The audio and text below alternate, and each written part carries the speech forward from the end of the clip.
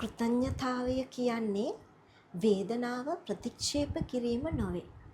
එය වේදනාව තුල පවා ආලෝකය දැකීමට උත්සාහ කිරීමයි. සෑම දිනක්ම එක හා සමාන නැත්තම් හොඳ දවසක් නොවන්නට පුළුවන්. නමුත් සෑම දිනක් තුලම අනිවාර්යයෙන්ම යම් හොඳ දෙයක් තිබෙනවා.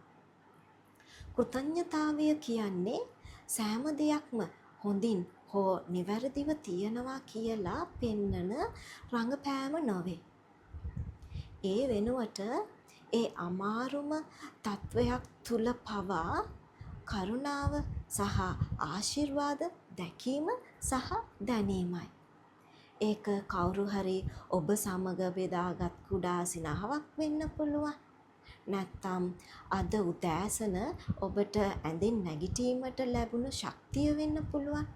සමහර විට ඔබ මුළු දවසම පසු කර ඒ ගමන ලොකු දෙයක් වෙන්න පුළුවන්. මේවා අපි කෘතඥතා හැඟීමෙන් සිහිපත් කළ යුතු ආශිර්වාදයයි.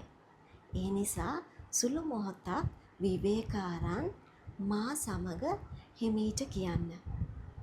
ස්වාමිනී, මට මේ දක්වා ලැබුණු සියල්ලටම මා ජීවිතේ ඉගෙනගත් පාඩම් වෙනුවෙන් සහ ඉදිරියේ ඔබ මා වෙනුවෙන් ගොඩනගන ඒ මාර්ගය වෙනුවෙන් ඔබට ස්තුතියි.